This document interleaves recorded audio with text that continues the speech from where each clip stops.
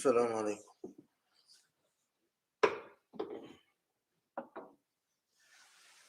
الله أكبر الله أكبر الله أكبر الله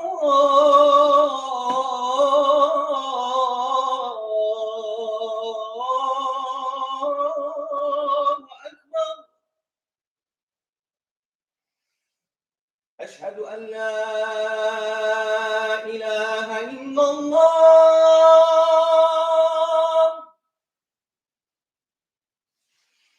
أشهد أن لا إله إلا الله.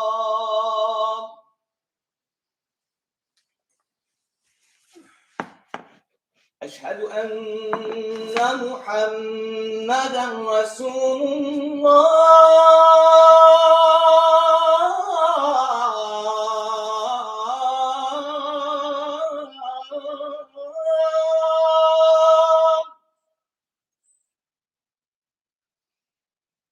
أشهد أن محمدًا رسول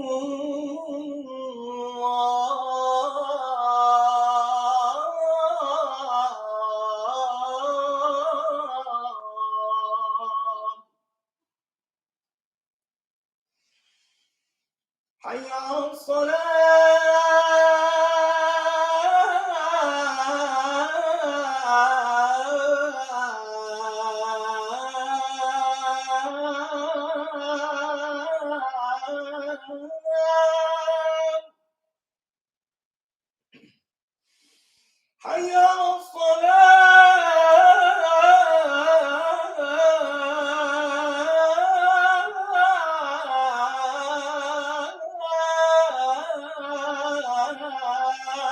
حي على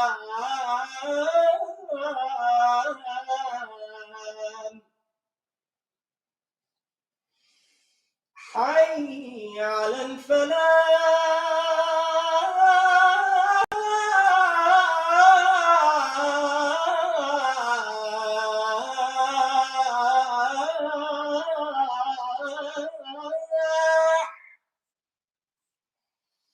حي على الفلاح.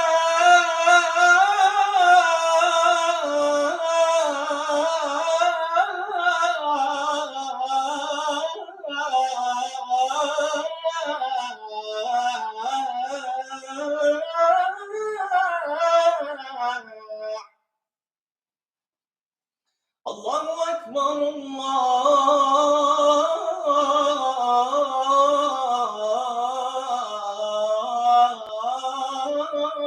أكبر. لا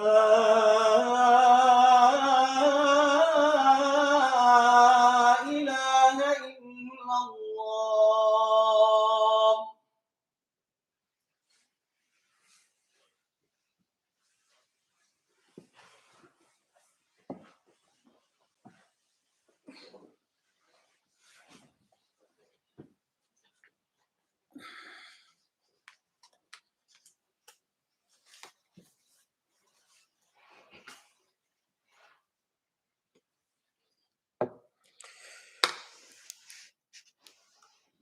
بسم الله الرحمن الرحيم.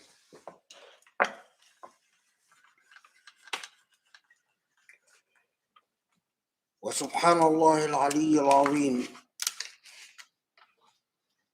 والحمد لله رب العالمين.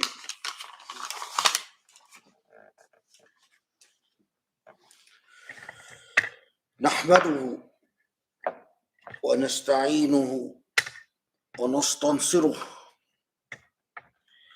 ونسترضيه،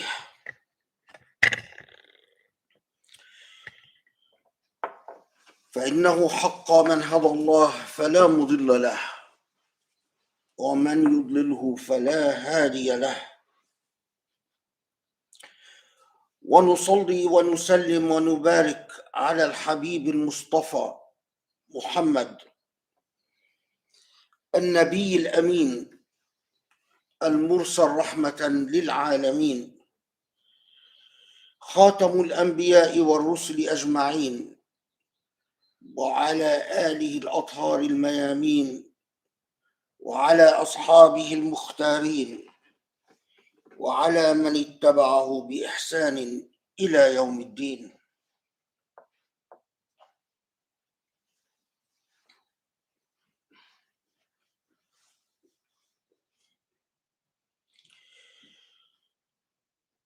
اللهم إنا نبتهل إليك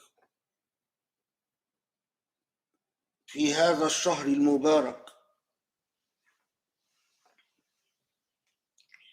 وندعوك فنقول: اللهم اصلح لنا ديننا الذي هو عصمة أمرنا،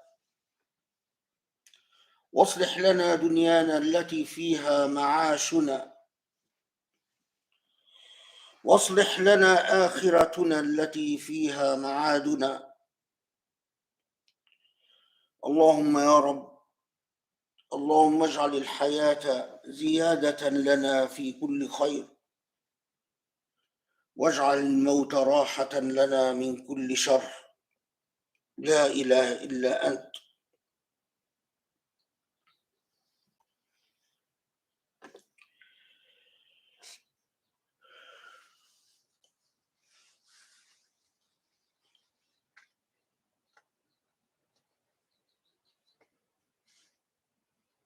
As we approach the last 10 days of Ramadan,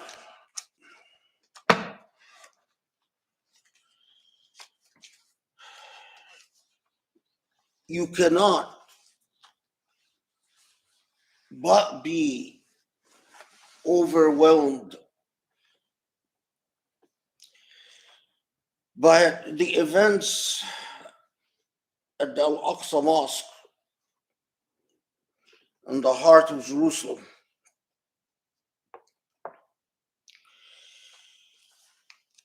If you have a pulse as a Muslim, you would have seen and been deeply affected by the image of Israeli soldiers wailing and beating Palestinian worshippers.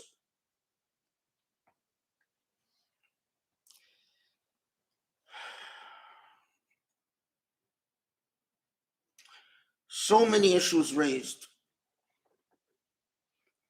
so many things that deserve pondering and deep reflection.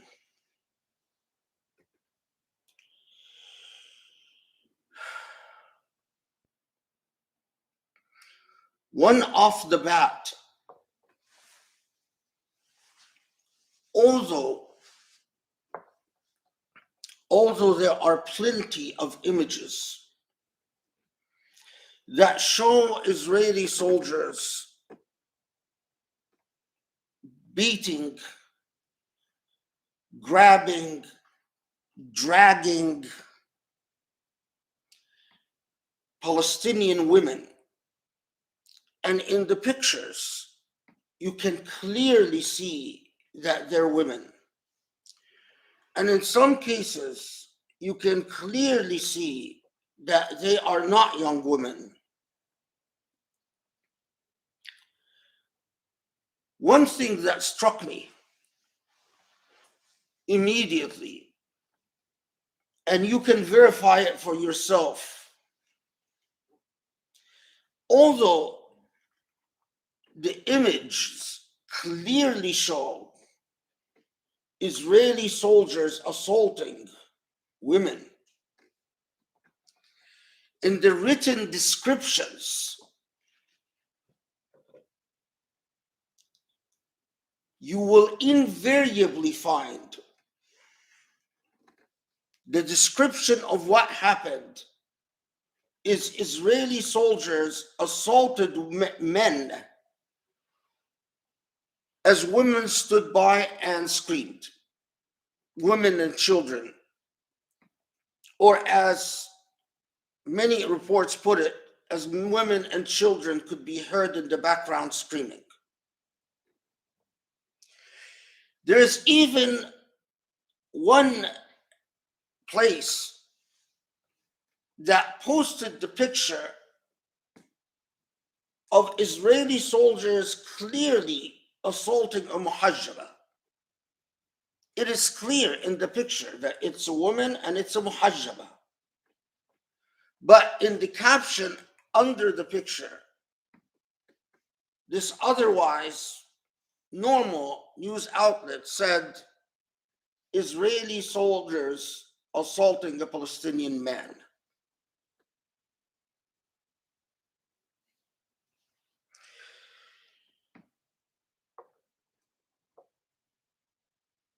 Yes, a lot of things to pause and to reflect upon and to talk about. But one of them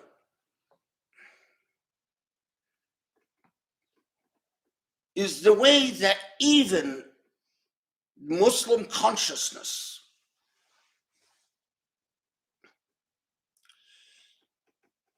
is conditioned to ignore what it can even see with its own eyes. Imagine if this was a picture, or if any of these pictures that were published were of Muslim men beating a Jewish woman or dragging a Jewish woman, it would be clearly described as an assault. But the word assault is rarely used. Leave alone women. These two words together, assault women.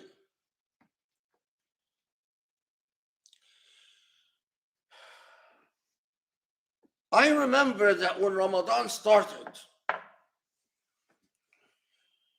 although I articulated it, but I am sure that Muslims all over the world were just waiting to hear of an Israeli assault against Muslims in Al-Aqsa, or an Israeli assault against Palestinians in Gaza. After all, Muslims have such a short memory span, but it wasn't that long ago when during the month of Ramadan, Israel sprayed Muslim worshippers with sewage water and defaced the land of Al-Aqsa Mosque with sewage water. Images of Israelis assaulting the Aqsa Mosque have become so regular, so common, that they hardly elicit a Muslim response at all.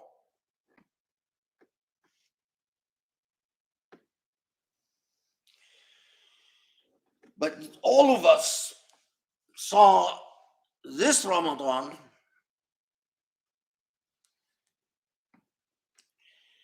the way that Israeli soldiers are surreptitiously filmed, because if Israel could have prevented the leak of this film, it most certainly would have done. Beating on Palestinians as if they are hardly human at all. And in fact, interrupting prayers without any regard to the sanctity of the month or of the space.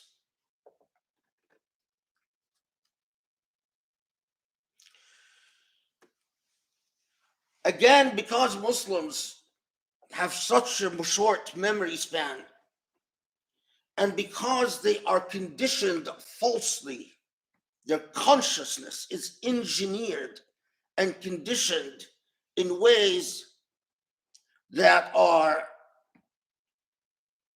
not just superficial, but conditioned against self-interest, so that Muslims cannot see what is even fact staring them in the face.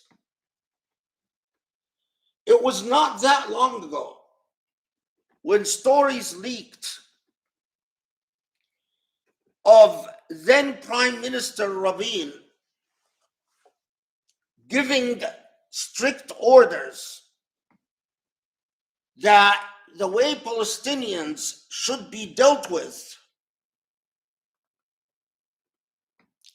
is by breaking bones.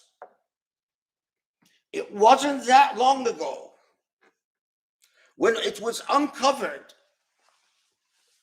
that Israeli soldiers were explicitly given orders not just to beat Palestinians, but to actually induce fractures purposely.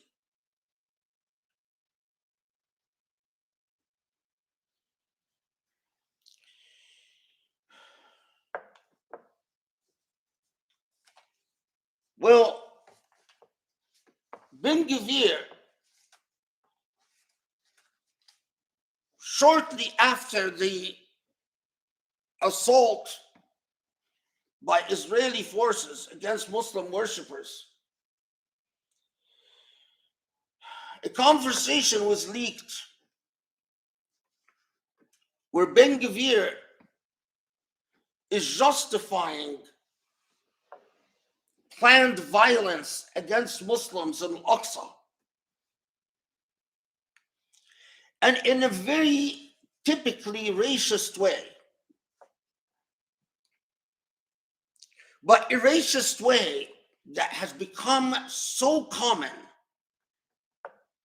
so regular, so persistent, that even Arabs and Muslims themselves no longer recognize it as what it is: racism. Ben Gvir talks about, in this leaked conversation, I had the article here, but anyway, he is talking about the planned storming of the Al-Aqsa Mosque. And he is saying about how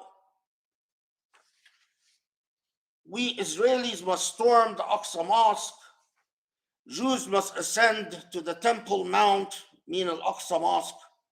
The Temple Mount is not just for Arabs, but in a typically racist way. He says, well,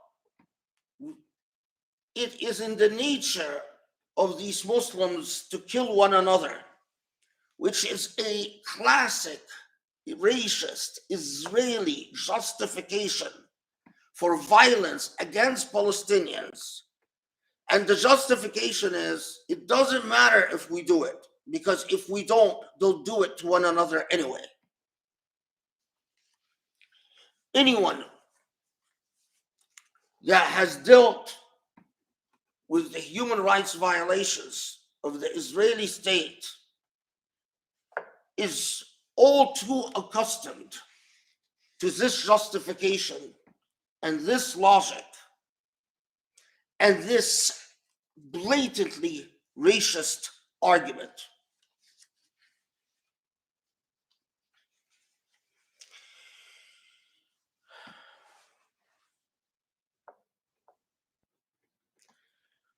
Israel doesn't allow for i'tikaf in the Aqsa Mosque except for the last 10 days of Ramadan. And it's regularly, this Ramadan has forced Palestinians to evacuate the premises of Al-Aqsa Mosque every day at 7 a.m. to open the gates for Jewish Israeli settlers to storm the Aqsa Mosque and to lay claim to the Aqsa Mosque.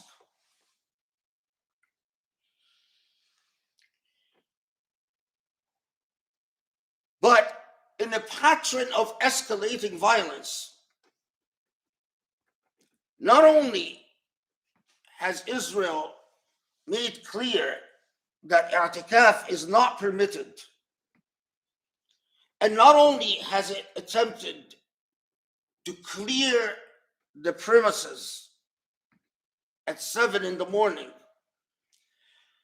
but what instigated the assaults against Palestinians was even before Palestinians were able to finish Taraweeh prayers, Israeli forces interrupted Taraweeh prayers and wanted Palestinians to clear out. And wanted to clear out to create facts on the ground, as Israel has done, because we Muslims have such a short memory and such a false memory. We forget all too quickly that this has been an ideological and methodical process. Israel colonizes Palestine by changing the facts on the ground. They might or might not acknowledge the law, i.e., international law, but they continue changing the facts on the ground until the claim of law sounds empty and absurd.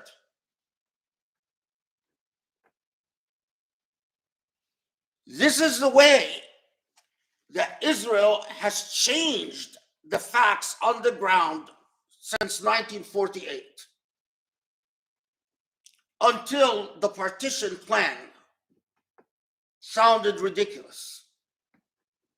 This is the way that Israel has changed facts on the ground in the Golan and what they call Judea and Samaria, which,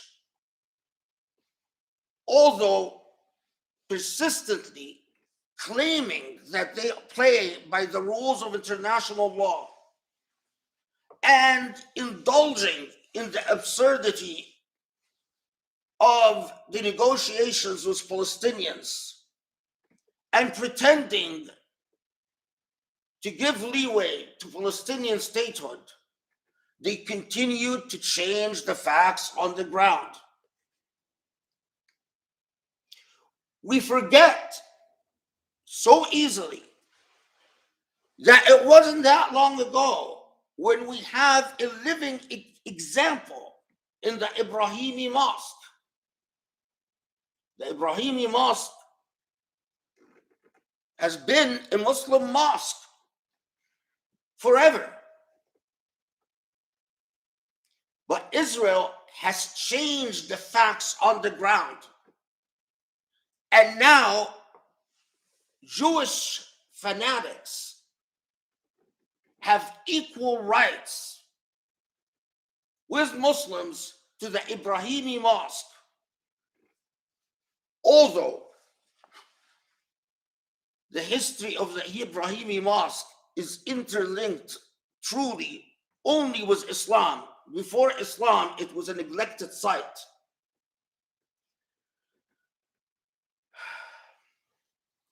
That no not even Christianity or Judaism before Islam gave any attention to. But of course, most Muslims don't know, and if they know, they've forgotten, and if they haven't forgotten, they don't truly care.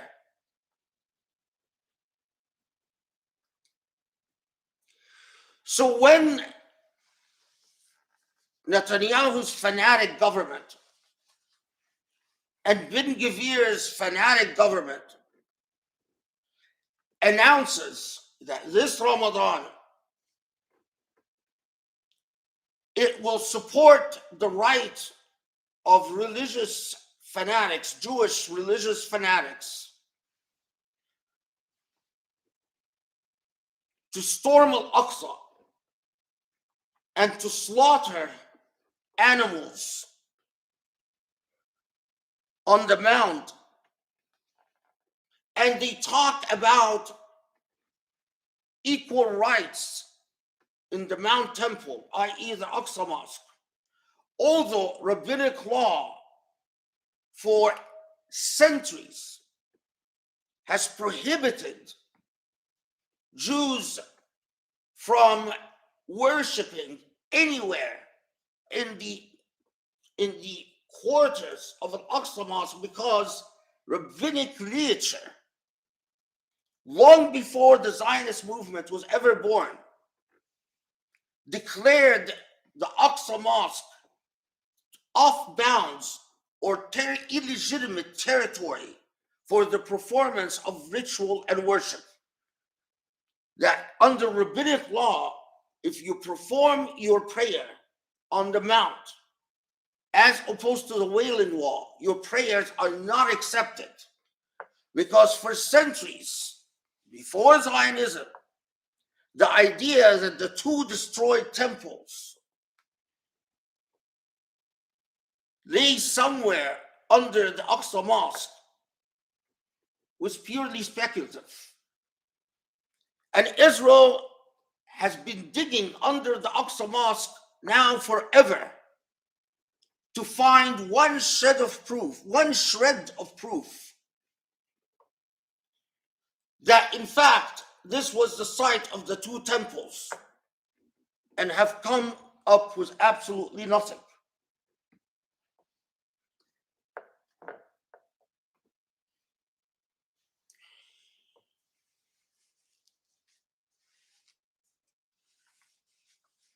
False consciousness and artificiality of memory and realization. Right before, a few days before, Israel assaulted worshippers of the Aqsa Mosque, arresting some 500 people.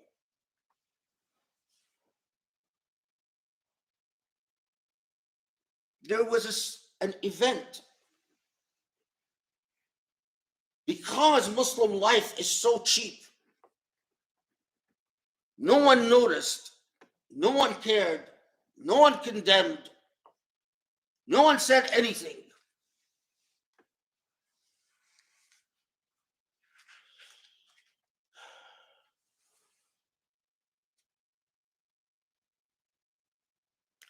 Muhammad al-Usaybi, a young, gifted Palestinian doctor. The thing about Muhammad al-Usaybi is he is ethnically Palestinian, meaning he's an Arab. But he was indeed a citizen of the state of Israel. And because he is a citizen of the state of Israel,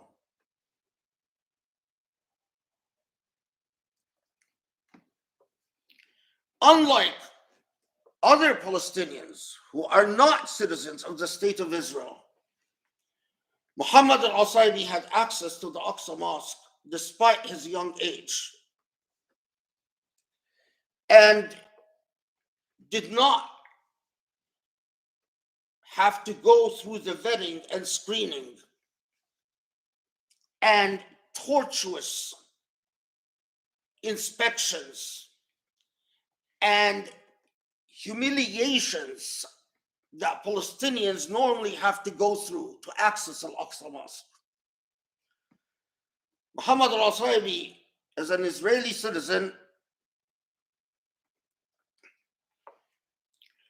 would regularly pray at the Aqsa Mosque in Ramadan. However, at Bab al-Silsila, which translates to the chain gate,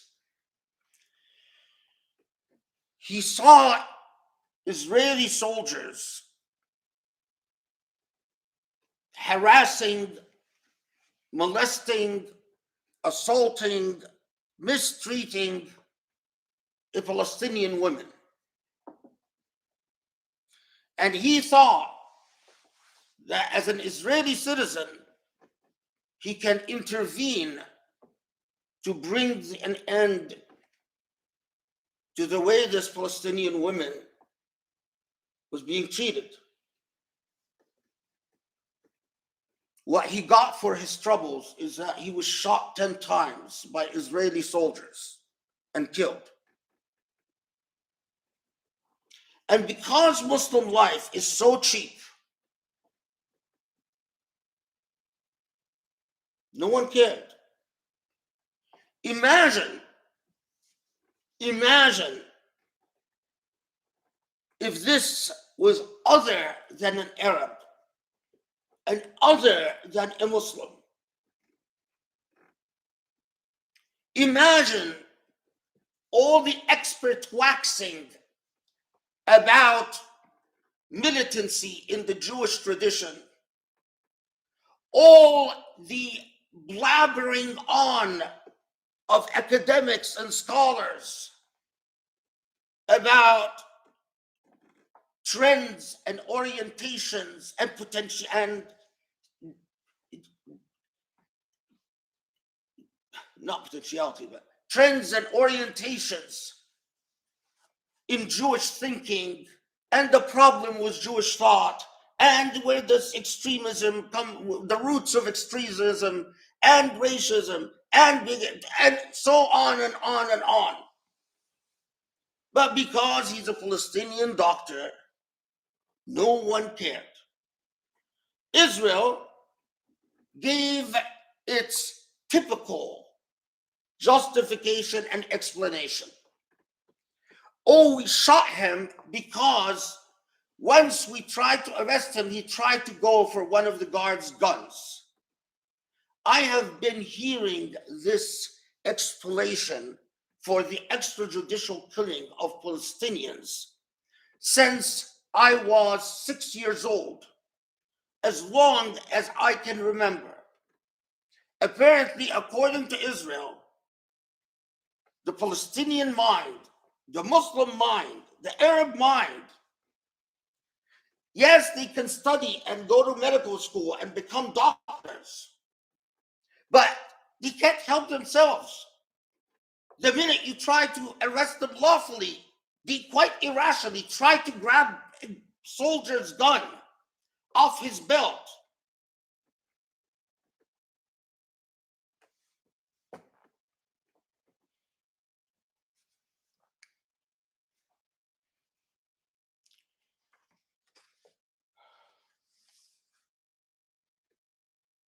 Changing facts on the ground, a long history of documented abuses and suffering.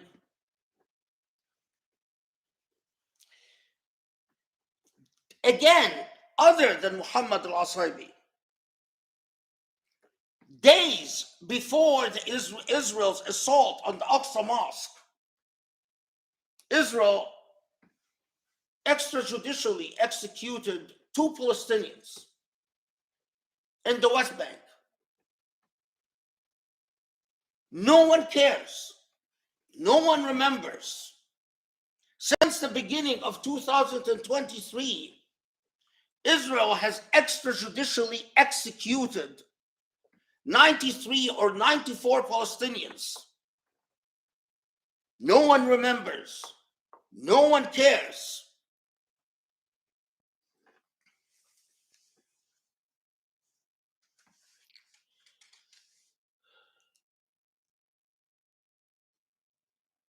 Look at the extent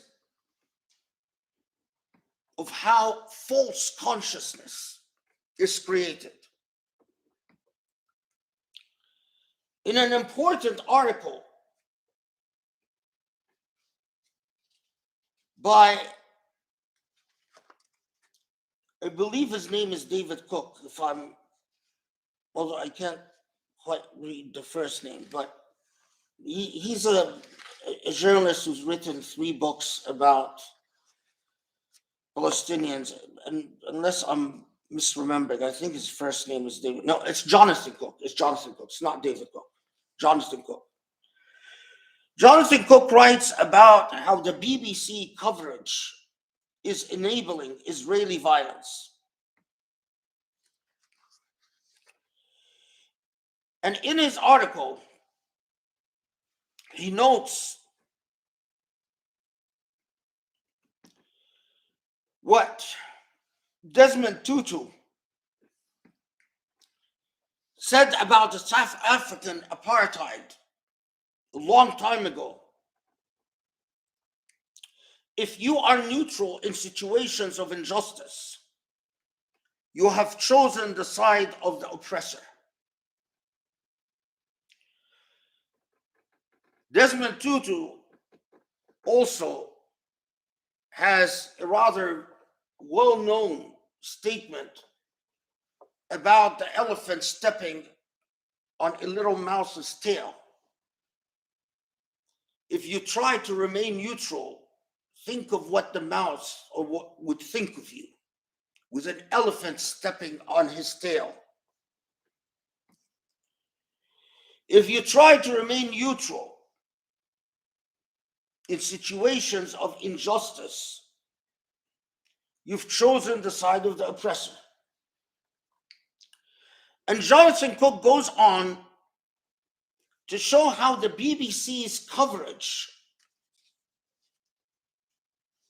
is precisely choosing the side of the oppressor under the guise of fair reporting and objectivity. So, for instance, the BBC introduced what happened as clashes erupt at contested holy site. Clashes erupt. The violence was by a state that has all the powers of a state against unarmed civilian worshippers. The violence was against men, women, and children who was doing nothing but worship, only to be assaulted and beaten. And the way that the BBC reports it is clashes erupt, as if you have 2 equal forces that happen to go at it. At a contested holy site, suddenly international law doesn't matter to the BBC. The fact that Jerusalem is occupied territory, whichever way you slice it or dice it, is irrelevant to the BBC. The fact that it is only a small religious fanatic minority that has repeatedly said that their plan is to destroy Al-Aqsa Mosque and rebuild the temple, suddenly has become a contested holy site. The fact that the Aqsa Mosque is not supposed to be under Israeli sovereignty. And the entire edifice of international law that we keep blabbing on about is supposed to place the administration of the Aqsa Mosque and the Mount Temple under Palestinian and Jordanian authority. The fact that Israel has broken all the agreements with both the Jordanian and Palestinian authorities, violated these agreements in letter and spirit repeatedly, and usurped control of the Aqsa Mosque, all of that doesn't matter to the BBC as it reports that clashes erupt in a contested holy site.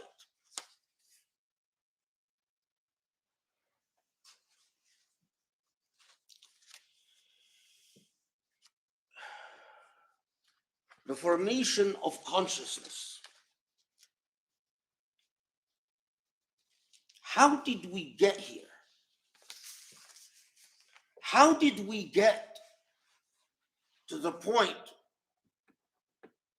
that the Aqsa Mosque can be repeatedly violated, that Islamic sites can be repeatedly assaulted? How did we get to the point where we tolerate and go on without further ado when historical sites in India are destroyed and Muslim mosques, centuries old, with a glorious history, are razed to the ground because this was supposed to be the birthplace of the god Ram? Again, without any historical evidence that the god Ram was born at the location of the Babri Mosque that was destroyed by Hindu extremists.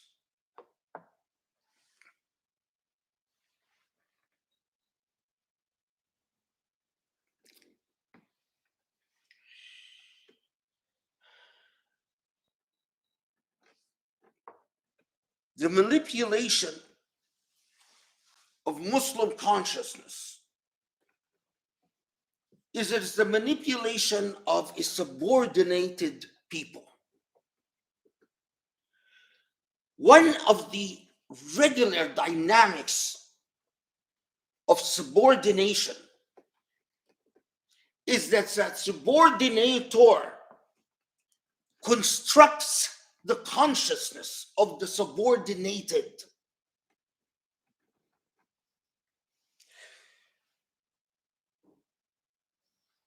Where is the root of the problem? And I submit to you, the root of the problem is when Muslims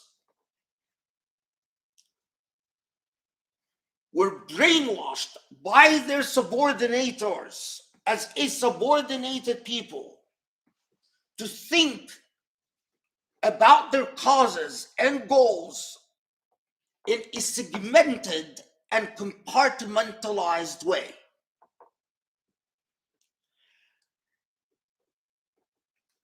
The colonial subordinator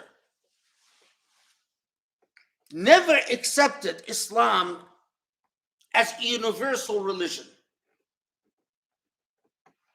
For the subordinator, i.e., the colonizer, Islam was always a racialized religion. Islam was always the religion of the Arab, the religion of the Saracen, the religion of the Turk, the religion of the Moors. Islam was never, like Christianity, considered universal faith.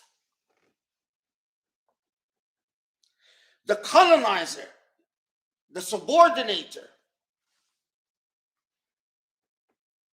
looked at Islam like it looked at Judaism. Judaism was the religion of the Israelites, and Islam was the religion of the people of the desert. Wherever the colonizer went, they could not and did not come to terms with Islam in India, Islam in the Philippines, Islam in Indonesia, Islam in Vietnam, Islam in Burma, Islam in the Bahamas, Islam in South America. And this is why, despite the sociological reality,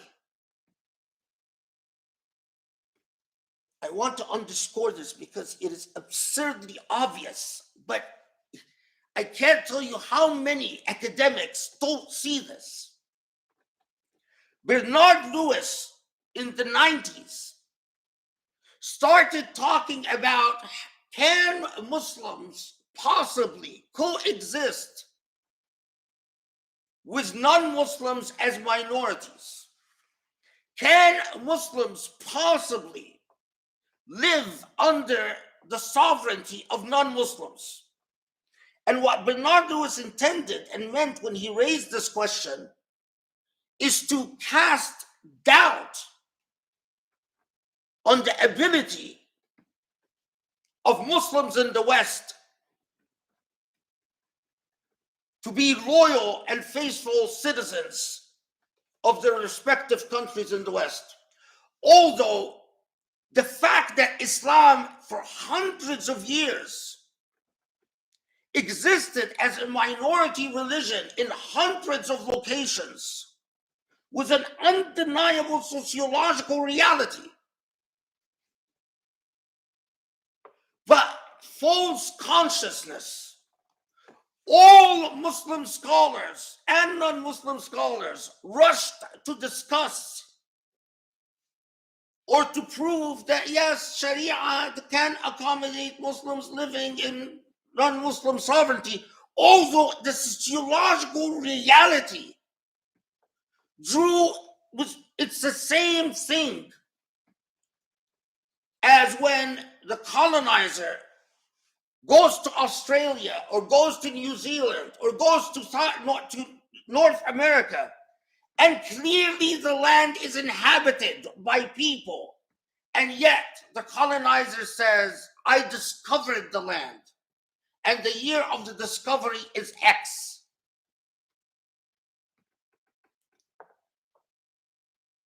The reality of the subordinator is that the subordinated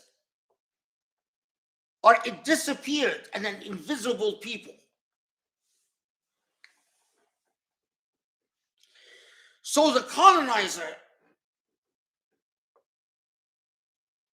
saw Mecca and Medina as an exclusive Bedouin concern of Al Saud. And the Quds, Jerusalem, it's really simply the concern of Palestinian people.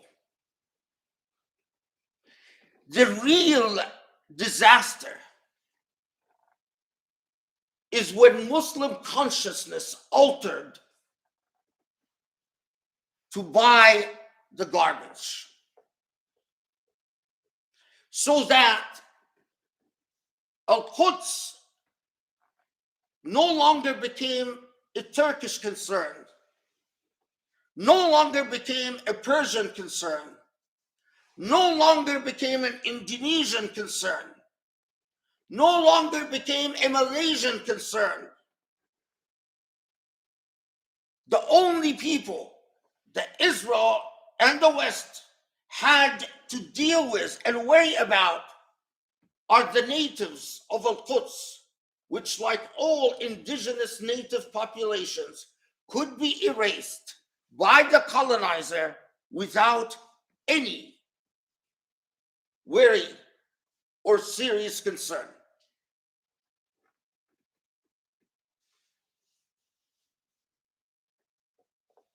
The theology of the colonizer is superimposed upon the colonized.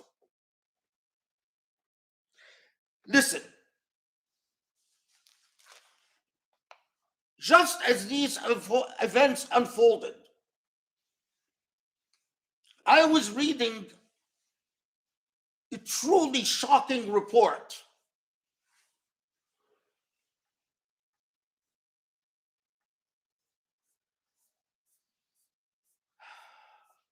The report is called the RSS Network in Canada. The report tracks the RSS. I can't pronounce the Rashtriya Simon Sevak Sangh. That's what RSS stands for. Anyway, this is a network of Hindu non-profit organizations that exists in no less than 25 countries, including Canada and the United States. And its primary function is A, to malign Islam and Muslims, B, to raise millions of dollars to support the Hindutva, the fascist Hindu nationalist ideology that very openly calls for the extermination of Muslims in India. What is striking is how wherever the RSS exists in all the advanced countries of the world, has a remarkable unity of purpose and goal, and raises millions and millions of dollars that it sends to India in support of Modi's government, and funds a great deal of the atrocities against Muslims in India, including something like the destruction of the Barbi Mosque. And yet, no one dares to even see the obvious link between the raising of funds and the commission of terror in the case of Hindus.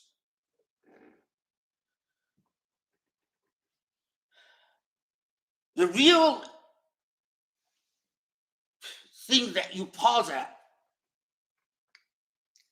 is that how free Hindus are to think about unity of cause and unity of purpose and unity of identity. Whether Hindus in Canada or in Brazil, their sense of, for this movement, I'm not talking about all Hindus in the world, I'm talking about this particular orientation in Hinduism, which is militant and grossly nationalistic. And the amount of resources that they are able to raise for their cause. And you pause and you think, nothing like this exists in the world of Islam. The Muslim mind is so colonized that we've completely bought into the idea that what happens in Mecca is a Saudi concern, and what happens in Al-Aqsa is a Palestinian concern.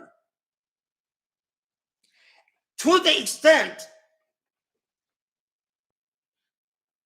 that Muslim countries like Indonesia when it sees Arab countries take the backseat on issues relating to Jerusalem, so do they. That obvious sense that Al-Aqsa is a Muslim cause, not an Arab cause, not a Palestinian cause. That if you mess with Al-Aqsa, then you have to mess with the entire Muslim world. That the consequences could be truly grave because the Muslims around the world will not let it go is completely absent in the Muslim colonized mind.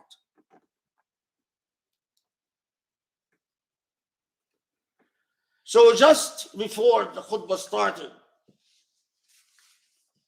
I learned that there was an attempt to get the Security Council to examine,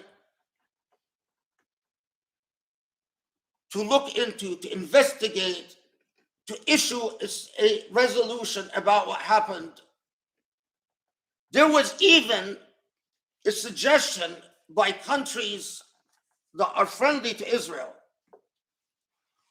Okay, fine, let's condemn what the violence that Israel perpetuated at the Al-Aqsa Mosque, but at the same time, let's condemn the firing of rockets from Gaza at Israel and from Lebanon at Israel. And of course, we will not condemn the disproportionate response by Israel. That never happens. But that motion was quashed by the US and Israel. The US and Israel would not allow, even if the resolution would condemn the violence or the firing of rockets from Gaza and Lebanon against Israel. Why? Because they don't want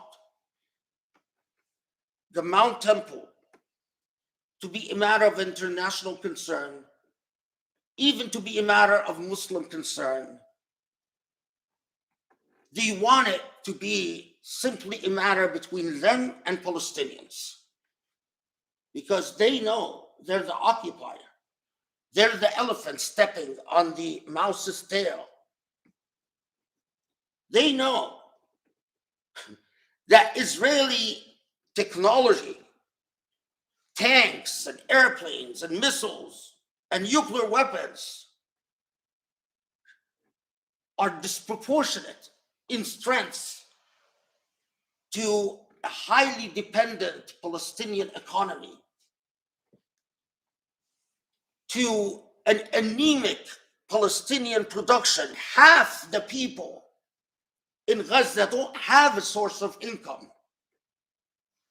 It is an unequal fight between natives and colonizers. And colonizers know the end of the story.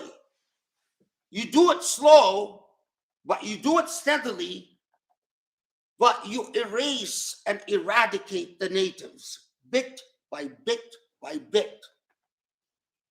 In the same way that the sociology of Native Americans in America is horrible.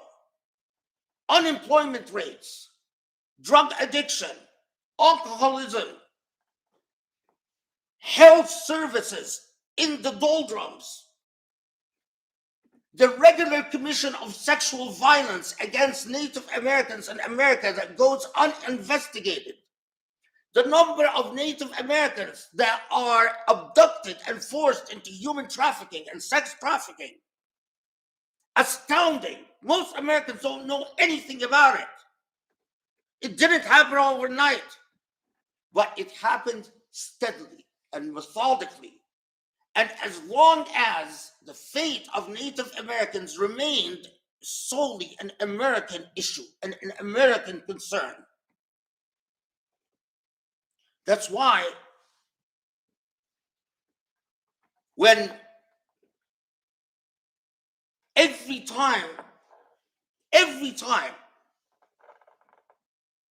any black movement tried to raise the issue of reparations for slavery, or tried to raise the issue of the racial mistreatment of blacks in the US, including a very famous incident in which a black intellectual prepared a report, famous report called We Charge Genocide, documenting that about 30,000 blacks are killed every year in the United States, either from lynching or from police violence or from improper imprisonments, and called it as it is, a genocide. And when these attempts to raise anything that has to do with the fate of blacks or Native Americans for that matter in the UN, the United States had flipped out every single time and completely prevented and obstructed the discussion of anything relating to race or Native Americans in the UN. Not because the UN is an effective forum, but because of consciousness. The United States cannot afford for blacks to see the obvious links between their plight and the plight of colonized people around the world. The United States cannot afford to have blacks see the links between their plight and the plight of Africa and the political devastation and economic devastation in Africa. 1 million children under 5 in Burkina Faso, Mali, and Niger alone face starvation in Africa. Africa, the breadbasket of the world, has been colonized, subordinated, devastated. But to see the commonalities between the fate of African Americans, the fate of Native Americans, and the fate of Africans in Africa is something that the colonizer cannot afford and doesn't want. And the colonizer cannot afford to have Muslims see themselves as one people and to see the fate of Mecca and Medina as a personal issue and the fate of Al-Aqsa as a personal, unmitigated issue for all Muslims. And so the construction of false consciousness. A Palestinian Israeli citizen gets killed for something that a Hollywood movie could have made a great story out of. He tried to save a poor woman being assaulted by soldiers and got 10 bullets for his trouble. The Aqsa Mosque regularly desecrated. Have we forgot Ad-Durra, the child who was killed by Israeli soldiers as a claim to his father? Rabin's government and the breaking of bones, the spraying of sewage water all over Al-Aqsa. Muslim consciousness have become segmented and compartmentalized, breaking down to the most myopic minutia, which cannot see big pictures, cannot see obvious links, cannot make clear connections. In other words, that's the art of subordination, my friends. When you subordinate, you break the subordinated psychology so that they can no longer see for themselves or understand for themselves or think for themselves or analyze for themselves And as a result, the subordinated busies himself or herself with the minutia of life. I can't control my fate.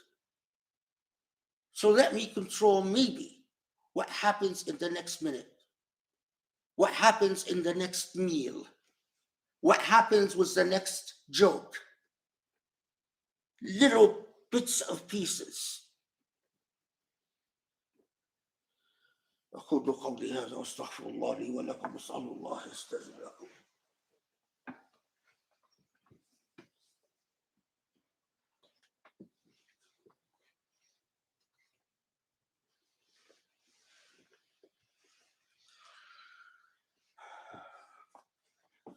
بسم الله الرحمن الرحيم. وسبحان الله العلي العظيم والحمد لله رب العالمين. اللهم صل وسلم وبارك على الحبيب المصطفى محمد وعلى آله وأصحابه ومن تبعه بإحسان إلى يوم الدين.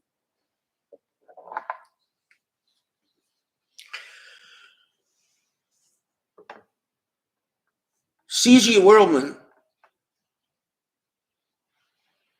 a man who has done more to serve Islamic causes than the vast majority of Muslims. C.G. Whirlman, because he does not labor under the mentality of a subordinated and colonized human being, can see obvious links and make the obvious connections. He came out with a very important video recently in his regular show titled The Saudi-UAE War on Islamic Charities.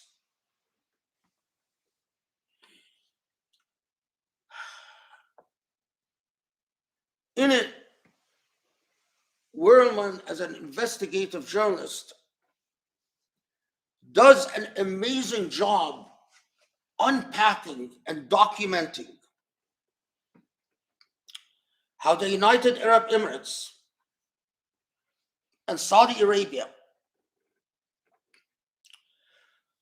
while uncolonized, unsubordinated people, understand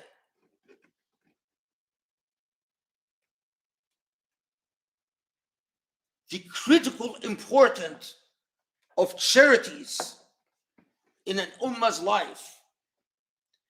And so, as the report that I talked about the RSS documents how Hindu nationalists have created a network of charities all around the world that they nurture, that they protect, that they fight for, and how these charities raise millions upon millions of dollars from Canadian Hindus and American Hindus who are in all types of professions.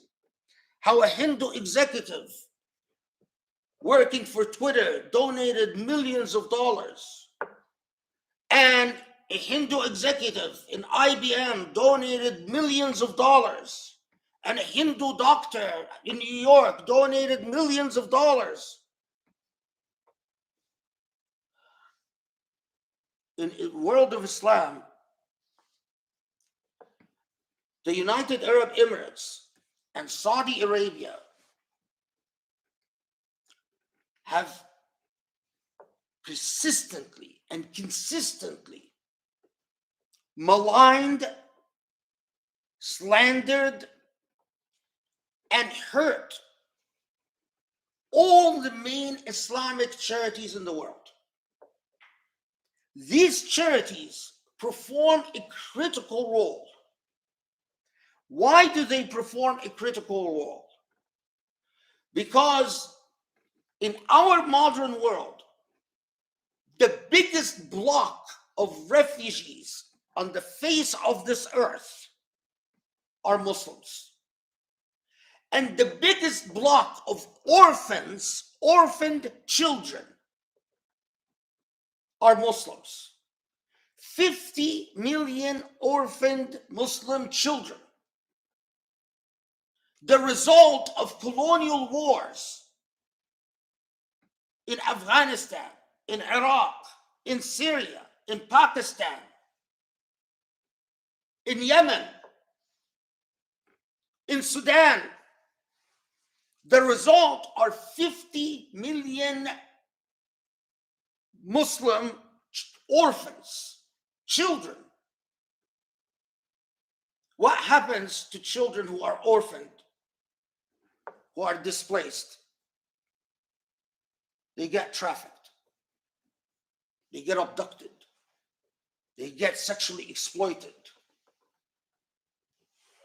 Nothing good happens.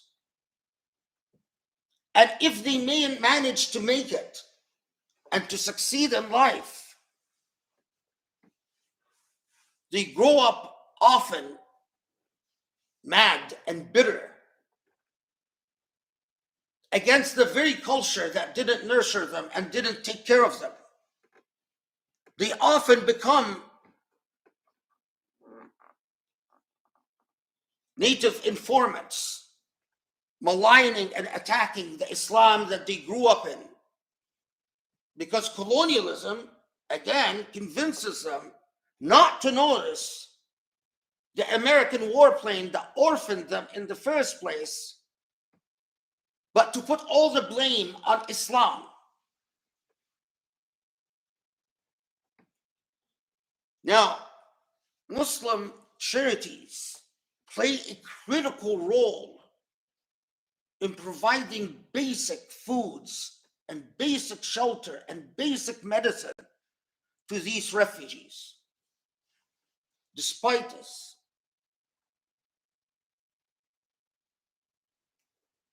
Saudi Arabia and the United Arab Emirates have made it a mission to label all types of Muslim charities as terroristic organizations, as terrorist supporters, as linked to terrorism. And Muslim charities have been forced in country after country to spend hundreds of thousands and millions of dollars hiring lawyers to defend themselves and to clear their names. You have to watch this episode. Instead of being all googly-eyed about a moron like, what's his name? The guy that had a discussion with Hamza Yusuf. Blanking out his name. I wonder how many Muslims are googly-eyed about C.G. Werleman. Well, Werleman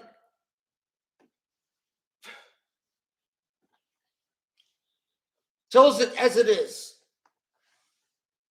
And you pause and you think, why? Why does the United Arab Emirates or Saudi Arabia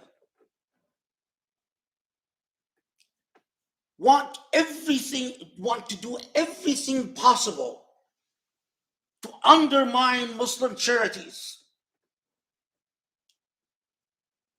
Although they have no intention of feeding the refugees, of taking care of the orphans, although both the United Arab Emirates and Saudi Arabia have, in every possible way, failed to support Muslim refugees all over the globe. But why would they want to undermine these organizations that perform such a fundamental and necessary humanitarian function? Think about it. What is the greatest danger for the United Arab Emirates and Saudi Arabia? In new Muslim consciousness, a new Muslim consciousness that says Islam is not an Arab religion. You don't get to do with Islam as you wish. You don't get to do with Mecca and Medina as you wish. You don't get to betray and abandon Al-Quds like you've done in the past century. Islam is ours, all of us. And you, people of the Arabian Peninsula, you are but a minority. You are as relevant to Islam as the story of origin in Christianity. To what extent does it matter that Jesus was a Palestinian Jew, a Middle Eastern, an Arab, and a Jew? To what extent does it matter to the full scale of Christian history? Well, they realize that Islamic relief organizations, with their ihsan focus, with their concern about an ummah, with their mentality that wherever Muslims suffer, this is our cause, is a consciousness that the United Arab Emirates and Saudi Arabia do not want.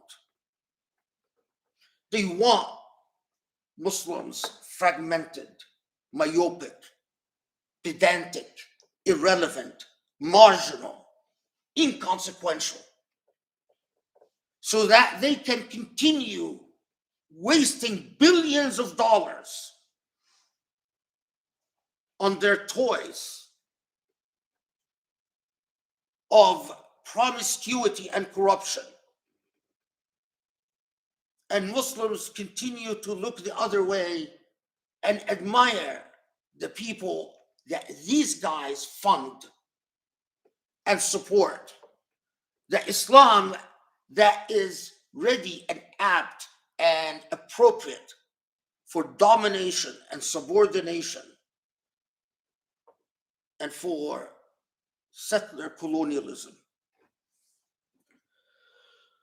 Allahumma afu anna, Allahumma aghfir lana, Allahumma arhamna, Allahumma tub alayna ya Rahman ya Rahim, Allahumma ahdina li aqraba min hadha rashada. Ya Allah, Ya Rabb al-Alameen. Allah forgive our sins. Allah grant us insight, depth, and understanding, and iman, and taqwa, and your light, Ya Allah, Ya Ali, Ya Azim. Allah, help us to be real Muslims, true Muslims, Muslims worthy of your cause, Ya Rabb al-Alameen. وصلي وسلم وبارك على محمد وعلى آله وأصحابه ومن تبعه بإحسان إلى يوم الدين. وقم الصلاة. الله أكبر الله أكبر أشهد أن لا إله إلا الله أشهد أن محمد